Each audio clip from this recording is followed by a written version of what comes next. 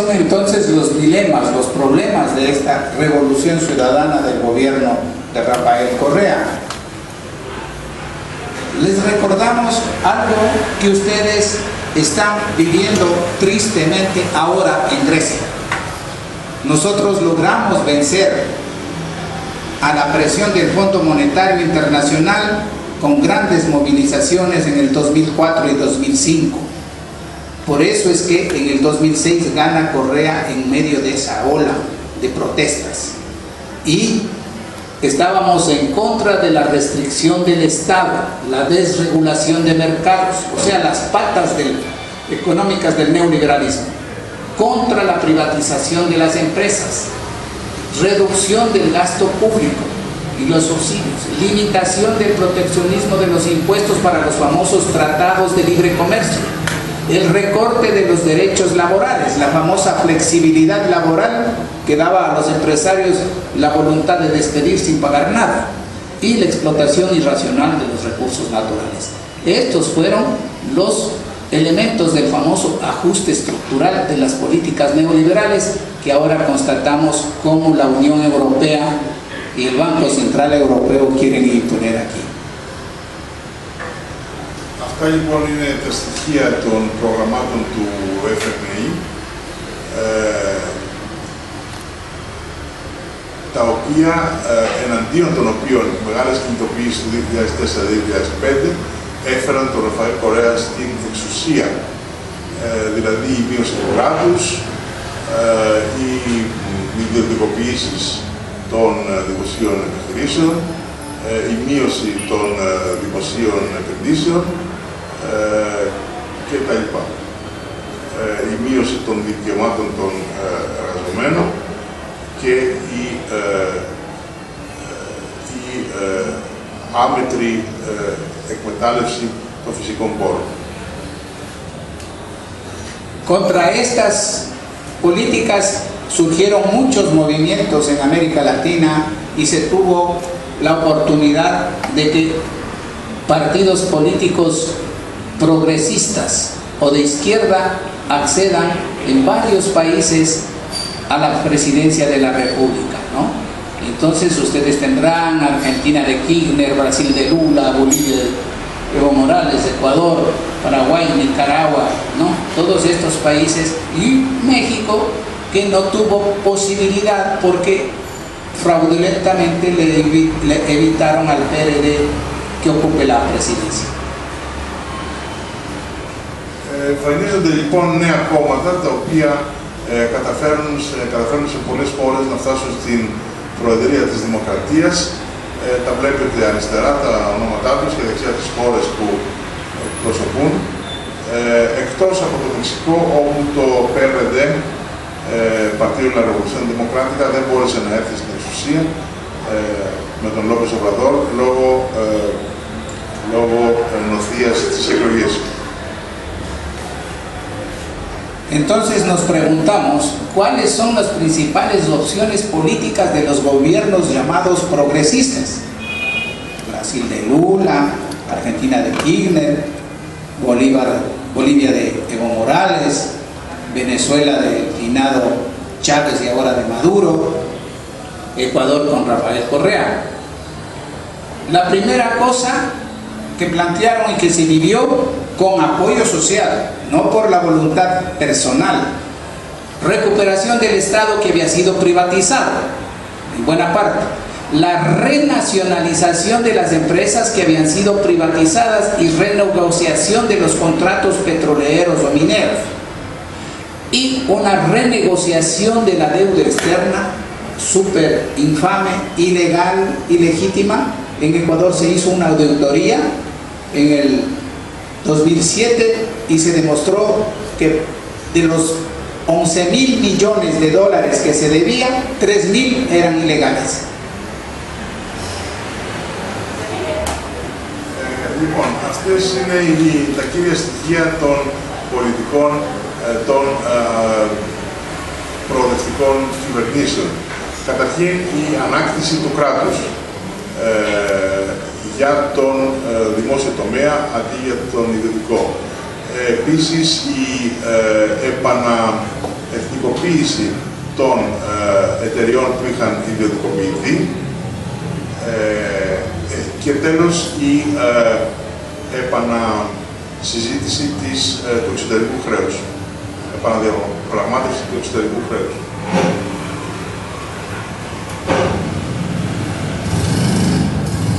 ¿Cuáles son los rasgos neoliberales de los gobiernos progresistas? No todo es de color rojo, como algunos pretenden mostrar. La apertura comercial, es decir, la misma política del Fondo Monetario de que vengan las empresas a invertir, se les rebaja los impuestos y no se les controla mayormente la salida de capitales. Lógicamente, una inversión con socios monopólicos nacionales. Una reprimarización de la economía y el extractivismo, es decir, no industrializarse para agregar valor, sino producir más papas, más soya, más caña de azúcar para dar de comer a los automóviles y no a la gente. Agrocombustibles, que las transnacionales llaman biocombustibles para adorar la píldora. Eso. Λοιπόν, παρόλα αυτά υπάρχουν και στις προοδευτικές κυβερνήσεις νεοφιλελεύθερα στοιχεία. Δηλαδή, καταρχήν αριστερά το εμπορικό άνοιγμα, δηλαδή η αύξηση των πολυεθνικών και κατόπιν το γεγονός ότι η οικονομία ανακτά το χαρακτήρα της πρωτογενούς τομέα, δηλαδή η παραγωγή τροφίμων και επίσης η εξόρυξη μεταλλευμάτων. Lo más grave aquí es esto, el extractivismo. Se hacen concesiones a las empresas extranjeras para explotar las minas, el petróleo, la soya, la caña de azúcar, en fin, el agua también. Y sin que esto tenga una compensación en la generación de empleo, en la inversión nacional. Todas estas industrias generan muy poco empleo y destruyen bastante la naturaleza. Este es el principal problema. Το κυριότερο πρόβλημα είναι η εξόρυξη, διότι αυτό καταστρέφει την φύση και επίσης δεν δημιουργεί καθόλου θέσεις εργασίας. Y un tercer gran eje es la corrupción en la gestión pública. Difícilmente se puede perdonar, pasar por alto cuestiones de corrupción que conoce prácticamente todo el mundo, pero que no han sido sancionadas por las autoridades, ni la Fiscalía, ni la Procuraduría del Estado. En Ecuador, de todos los grandes contratos que se han hecho en la construcción de carreteras, por ejemplo, o en la compra de equipos de salud para los hospitales, no hay una sola auditoría. Και επίσης ένας άλλος σημαντικός παράγοντας είναι η διαφθορά στην διαχείριση των δημοσίων υποθέσεων. Για παράδειγμα, στο Εκουαδόρ δεν υπήρξε σε όλα τα συμβόλαια για το χτίσιμο δρόμων και καθώς και στον τομέα της υγείας οι αγορές που γίνονται από τα νοσοκομεία δεν υπήρξε ούτε μία ανάλυση των συμβολέων και των αγορών. Entonces, ¿cuáles son los rasgos keynesianos de qué es lo que le da la buena figura a estos gobiernos?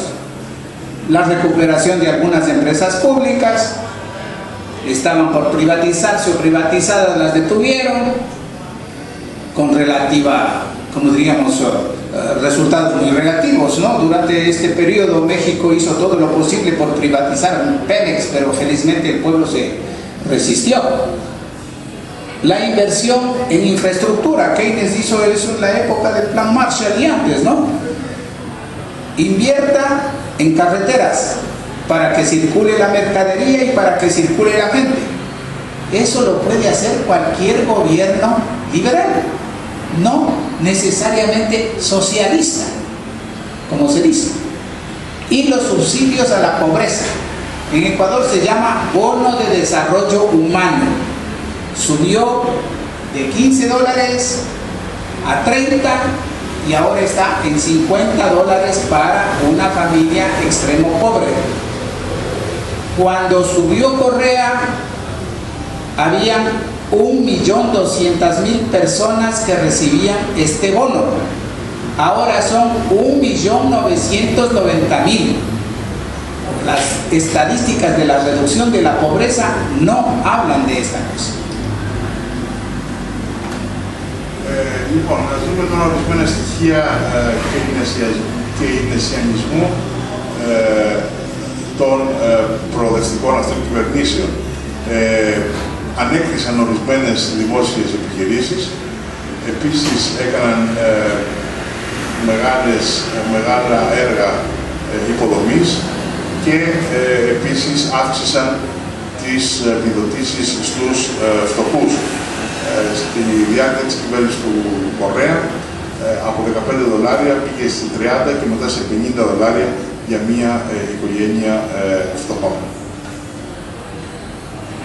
Para precisar, en Ecuador el salario mínimo vital está ahora en $354 mensuales.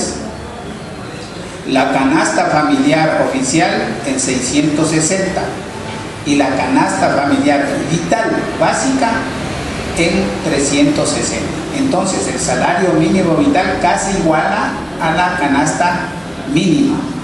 $50 de bono de desarrollo obviamente no alcanza para nada. Πρέπει να πούμε ότι ο κατώτερος μισθός του Εκουαδόρ είναι $351, ότι το καλάθι της νοικοκυράς το μήνυμο είναι 360 και το σύνθετο είναι 600. Y otro aspecto importante son los rasgos autoritarios de los gobiernos progresistas. El hiperpresidencialismo. Prácticamente no hay autonomía de las otras funciones aparte de la función ejecutiva. La función legislativa prácticamente sometida al ejecutivo. La función judicial prácticamente sometida a las decisiones del ejecutivo. ¿Cómo? A través de la nominación de estas autoridades, que en la Constitución decíamos que deben ser libremente electas, pero que surgen presiones tremendas desde el Ejecutivo para que se elijan solamente a funcionarios simpatizantes del presidente de la República. Resultado, la Administración de Justicia y el aparato legislativo está sometido a la función ejecutiva, al presidente de la República.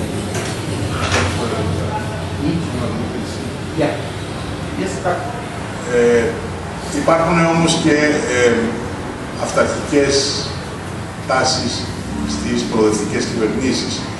Χειρότερη είναι η αύξηση του ρόλου του Προέδρου, ο οποίος έχει υποτάξει και την νομοθετική αλλά και την δικαστική εξουσία, διαλέγοντας, ενώ θα έπρεπε να είναι ελεύθερη η εκλογή των μελών τους, ο πρόεδρος στην πραγματικότητα διαλέγει μόνο τους φίλους του κόμματος του. El otro eje, como ustedes conocen, hay un culto a la personalidad del presidente.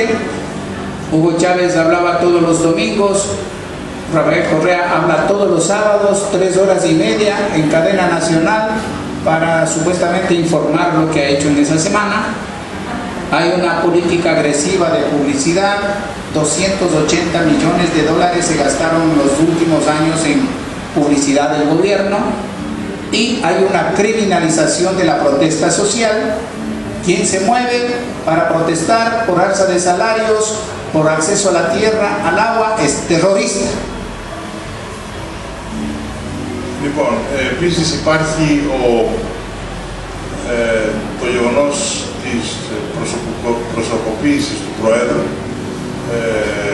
Παραδείγματος χάρη, ο Τσάβες, όπως ξέρουμε, μιλούσε κάθε Κυριακή από το ραδιόφωνο και ο Κορέα μιλάει 3,5 ώρες κάθε Σάββατο. Επίσης υπάρχει μια επιθετική πολιτική πολιτικής διαφήμισης, 280 εκατομμύρια δολάρια και ένα είδος ποινικοποίησης των κοινωνικών αγώνων. Vamos terminando. Una gran decepción que hubo en el país. Se propuso no explotar los campos petroleros del ITT, que se llama, de aquí, pero el gobierno revisó esta medida y ahora van a entrar en explotación esos campos petroleros. Ahí están los bloques. Esta es la zona que se va a explotar, este famoso campo Tambococha, Tiputini. Se van a incrementar estas concesiones mineras, sobre todo a empresas chinas, que como ustedes saben no respetan mayormente el medio ambiente. Las remesas de los trabajadores que están en el extranjero han disminuido y van a seguir disminuyendo. En el 2012 miren cómo bajaron. Ahora con la crisis en España y en Europa ya prácticamente no hay emisión de remesas. Λοιπόν, ξέρουμε πως στο τέλος υπήρχε μια μεγάλη απογοήτευση στο λαό, διότι ο πρόεδρος Κορέα είχε υποσχεθεί ότι το κοίτασμα για Σούνη δεν θα πρόκειται να εκμεταλλευτεί, να είναι εκμεταλλεύσιμο για να προστατευτεί έτσι η φύση, αλλά έκανε πίσω. Και αυτά είναι τα μπλοκ παραχωρήσεων σε ξένες εταιρείες. Και τέλος, αυτές είναι οι εταιρείες οι οποίες εξορευνίουν τα διάφορα μέταλλα, κυρίως κινέζικες εταιρείες, οι οποίες, όπως ξέρουμε, δεν προστατεύουν τη φύση. Επίσης, τα εμβάσματα των εκουατεριανών που βρίσκονται στο εξωτερικό πέφτουν λόγω της κρίσεως στην Ευρώπη. Entonces tienen ustedes una evolución fiscal bastante grave que ha disminuido, es negativa. 2013 ahora está en 7.000 en el 2015. Hay una deuda externa pública de 12.000 millones de dólares en el 2013, que está 19.000 en el 15, pública. Si suma la privada, se hace 27.000 millones. Lógicamente que esto es grave en nuestro país, pero un tanto menos duro que lo que sufren, por ejemplo, ustedes en Grecia, ¿no?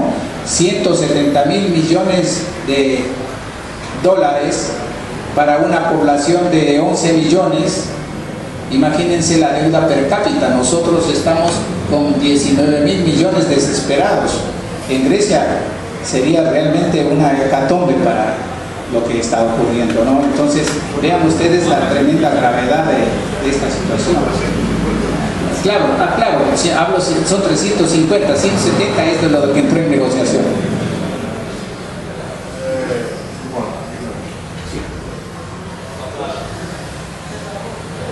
Εδώ λοιπόν έχουμε το εξωτερικό δημόσιο χρέος, 12.000 το 2013, που έχει φτάσει σε 19 δισεκατομμύρια δολάρια το 2015 και αντιπροσωπεύει το 17% του PIB. Εσείς βέβαια περνάτε πολύ χειρότερα γιατί το εξωτερικό σας χρέος είναι πολύ μεγαλύτερο. Entonces, vamos viendo que la balanza comercial es negativa, ¿no es cierto? La balanza petrolera y no petrolera, hay un déficit fiscal tremendo y obviamente esto produce todos los impases que hemos dicho a nivel gubernamental, que ya hemos señalado, la criminalización y todo, que pensar como alternativas frente a esto, ¿ya? Entonces, estructurar un programa diferente de programas de producción agroecológica, ecológica, etnoturismo, nacionalización de las empresas telefónicas, que es bien grave en nuestro país, un control real de las importaciones y de elevación de impuestos, desarrollar industrias propias y no vender solamente producción primaria, respetar las diferentes funciones del Estado que les decía y abandonar la criminalización de la protesta social. Τι μπορούμε να εντάξουμε μπροστά σε αυτή την τάση, την ανάπτυξη μικρών οικολογικών επιχειρήσεων, την εθνικοποίηση των τηλεφωνικών εταιριών, οι οποίες έχουν αστρονομικά ωφέλη, τον έλεγχο των εισαγωγών και της διαφυγής φόρων και επίσης η ανάπτυξη βιομηχανιών εθνικών. Επίσης, να γίνει σεβαστή ο διαχωρισμός των εξουσιών του κράτους και να εγκαταλειφθεί η ποινικοποίηση των κοινωνικών αγώνων. Les agradezco por su atención. Ευχαριστώ.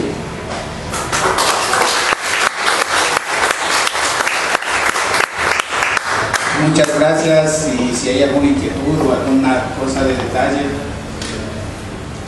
¿Hay canales que me erupción? Sí. Buenas noches, ingeniero. Espera, que si no, no te oigo. Buenas noches, ingeniero. Bienvenido a Grecia y gracias por su muy clara, entretenida y dinámica presentación de los temas sociales, políticos y económicos de Ecuador. Quisiera hacer una pregunta, como ecuatoriano que soy. Se avecinan tiempos muy difíciles en Ecuador debido a que se pronostica un precio del barril de petróleo constante para el 2016, que no va a haber un incremento del precio del petróleo en el mercado internacional. También hay un problema de la sobrevalorización del dólar respecto a las otras monedas de la región. También hay problemas de orden natural en Ecuador debido a la activación del volcán Cotopaxi cerca de la capital Quito. Y también se pronostica un fenómeno de niño bastante fuerte en los próximos meses. ¿Piensa usted que todos estos problemas, cómo pueden influir en el aspecto económico y social en el Ecuador el próximo año, tomando en cuenta también que se acercan elecciones presidenciales de 2017? Y finalmente, ¿existe algún riesgo de tener algún otro periodo bancario si es que hay alguna salida de capitales en los próximos meses, como ocurrió hace poco en Grecia? Gracias. No. Es muy importante lo que usted acaba de preguntar, compañero. En primer lugar, la cuestión del precio del petróleo, según las estimaciones de la misma OPEP, durarán 2 años en precios entre 40 y 55 dólares por barril. Esto es relativamente real, porque los precios elevados eran precios mantenidos por especulación. En gran parte, paradójicamente, los precios del petróleo fueron mantenidos elevados por las transnacionales norteamericanas para volver rentable la explotación del gas de los esquistos y del petróleo de Canadá y de la frontera norte de Estados Unidos, porque es un petróleo muy caro, pero ya no se podía sostener. Esto va a permanecer, porque es una revisión hacia la realidad. En Ecuador tenemos un serio problema. Se renegociaron los contratos hace 3 años con las empresas petroleras, pero ahí el equipo del presidente Correa, no sé si cometió un error o qué será, le reconoció a las empresas transnacionales un costo entre 28 y 35 dólares el barril. A las empresas transnacionales que producen en las mismas condiciones que la nacional, que cuesta entre 7 y 9 dólares. Se le dijo, pero ¿qué va a ocurrir cuando baje el precio del petróleo? Ah, no, eso no va a bajar. Ahora, Si el petróleo se pone a $30, habrá que devolverles a las empresas transnacionales el costo que se les reconoció. Tremendo problema de la falta de ingresos, lo cual ya ha hecho que estemos condenados a vivir de los préstamos de China. Y con China es todavía más duro que con el FMI. El FMI obviamente ponía las condicionalidades y decía: privatiza, despide a los trabajadores, etc. Y te presto al 4,5. Los chinos dicen, no dicen nada de privatizar, pero me pagas al 7,5. Y con garantía. El Fondo Monetario no te pedía garantía, los chinitos sí. Todo el petróleo del Ecuador en este momento forma parte de una hipoteca con China. A tal punto que, como los chinos dijeron, este no nos va a poder pagar con esto, ya no le dieron más préstamo y el gobierno tuvo que hace un mes venderle petróleo a Tailandia. Entonces propiamente no disponemos de petróleo libre en este momento. Las otras cuestiones son eminentemente reales. El fenómeno del Niño, todos los cálculos internacionales y previsiones dicen que va a ser más fuerte que los otros años y que a partir del mes de finales del mes de octubre hasta diciembre esto tendrá unos indicadores mucho más concretos y se verá ya los efectos en los diferentes países. ¿Qué se está haciendo al respecto? ¿Qué infraestructura se ha preparado? Casi nada. ¿Cuáles son las poblaciones que van a ser afectadas en la costa? No solo en Ecuador, toda la costa del Pacífico sudamericano. Un tremendo problema por no haber preparado infraestructura retentiva y sobre todo no haber regularizado la población, el asentamiento humano. Se ha dejado que las familias vayan a vivir al borde de los ríos, al borde del mar. Viene una fuerte lluvia y se va llevando la creciente la casa. Ahora que va a venir el mar, ¿cómo vas? La cuestión de la explosión, de la erupción en un riesgo del Cotopaxi, igual. Se está haciendo toda una serie de planes de contingencia y todo, pero ya la economía sufrió. Las personas que viven en zonas de riesgo, en Latacunga, al borde de los ríos, ya dejaron sus casas. Como se generó un miedo casi en toda la ciudad, no solo ahí, sino en Quito también, abandonaron las familias las zonas que supuestamente están en riesgo. La gente no sabe muy bien por dónde va a venir una lava. La economía ha rebajado porque ya no hay clientes, cerraron negocios. Y así, lógicamente, no hay una perspectiva bien clara.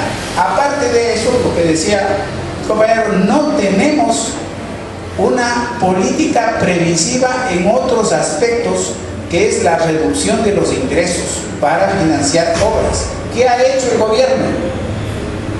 Declaró el presidente de la República, antes era un rumor, ahora ya se hizo casi oficial, que el presupuesto será reducido y sobre todo la asignación, los recortes para los gobiernos departamentales, provinciales, locales, en el 10%. Entonces ya es una medida de reducción. Y lógicamente todo lo que se viene no es, como quien dice, algo que le compete solamente a la presidencia de la República, le compete a toda la sociedad. Eso implica otro tipo de participación democrática, pero no estamos viendo eso. Se hacen consultas, socializaciones de proyectos ya pensados por el gobierno, no una construcción de proyectos desde la gente que conoce mejor los problemas. Y con la manipulación que se tiene de la comunicación, lógicamente no estamos pisando en algo real. El gobierno de Correa tuvo que expulsar al Fondo Monetario Internacional hace 4 o 5 años y a la representación del Banco Mundial por la presión social, porque era un compromiso de los que se... Pues resulta que en el mes de mayo ya volvió el Banco Mundial al Ecuador, y como los gringos saben hacer bien las cosas para mandar mensajes, el delegado del Banco Mundial firmó con el vicepresidente de la República $1.000 millones de préstamo en Quito el mismo día en que Rafael Correa recibía un doctorado honoris causa en Harvard, de los 14 que ya recibe. Entonces estamos ante una situación bien grave. ¿Cuáles son las alternativas que están puestas ahí? El cambio de la matriz productiva no puede ocurrir alrededor de las grandes industrias extractivas. ¿Cómo está la democratización del crédito para que invierta el pequeño productor?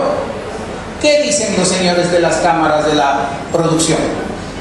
Verá, señor ministro, en un diálogo que estuve yo presente, señor ministro de la producción, si no hay un mensaje claro para la inversión extranjera transparente, no vamos a tener socios extranjeros para invertir, porque nos falta dinero. Y como no vamos a tener socios extranjeros para invertir, tenemos que acudir a la banca. El banco sabe que estamos en dificultades, entonces nos pone unos créditos imposibles de pagar. ¿En qué va a quedar el cambio de matriz productiva? No vamos a poder. Es una posición de las cámaras de la producción. No sé si eso puede aclarar alguna cosa o quedó algún punto. Se estima una fuga de capitales. Ya, perdón, eso. Sí. No, justo ayer que me llegó un mensaje de la declaración de la Asociación de Bancos, el señor César Robalina dice que la banca se porta mejor que nunca, que no hay ningún problema de elevación y todo. Y eso es cierto. Eso está mostrando casualmente el carácter del gobierno. Los que más se han enriquecido son los banqueros y las grandes empresas de construcción. Entonces, hay suficiente liquidez a nivel privado. El problema es que no pueden dar el crédito a un sector que no va a ser tan rentable para que les devuelva el préstamo. Es casi la figura que ocurrió en Estados Unidos. Le venden la casa al señor a sabiendas que no va a poder pagar. Y cuando no le va a poder pagar, le confiscan. Entonces perdió la entrada y perdió la casa. Acá los bancos dicen, no te vamos, tú vas a perder y yo voy a perder. Dile al gobierno que abra las puertas al capital extranjero. Esa es una de las iniciativas. Y lógicamente a esto se suma esta, como diríamos, esta dimensión política de querer reformar la Constitución que no permite la reelección seguida para que el presidente pueda nuevamente presentarse a elecciones. Lo que contestan los movimientos sociales, lo que responden y reclaman es que la Constitución fue fruto de una asamblea constituyente y que no pueden hacerse reformas solo con votos de los asambleístas, de los diputados. Como de 134 diputados, Correa tiene 100, porque con el flujo la gente, con estas cuestiones de mejoramiento y todo, obviamente que ha habido una simpatía política, logró esa tremenda mayoría. A tal punto esto es, como diría yo, no sé si el término sea ridículo, de los 100 asambleístas, cada asambleísta tiene 2 asesores. Como llegaron ya gratis, prácticamente son ilustres desconocidos que se pusieron en la lista del presidente, todo el mundo quiso ser asesor, porque sabía que no iba a hacer nada. Todo viene ya preparado desde el Ejecutivo, los proyectos de ley. No hay un solo proyecto de ley durante el gobierno de Rafael Correa que haya sido propuesto, aprobado por un asambleísta. La presidencia del Congreso, de la Asamblea, solo da procedimiento luz verde a los proyectos que vienen de la presidencia de la República. Entonces, para que no ganen tan fácilmente el dinero, Correa dijo, un asesor lo pone el asambleísta, el otro lo pongo yo. Entonces, tienes ahí, ¿cuánto representa eso? $600,000 mensuales de asesores que no hacen nada.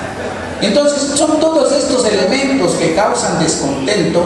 No es la que dice el presidente de la República, que se les va a desestabilizar. Se inventaron de que es un golpe blando.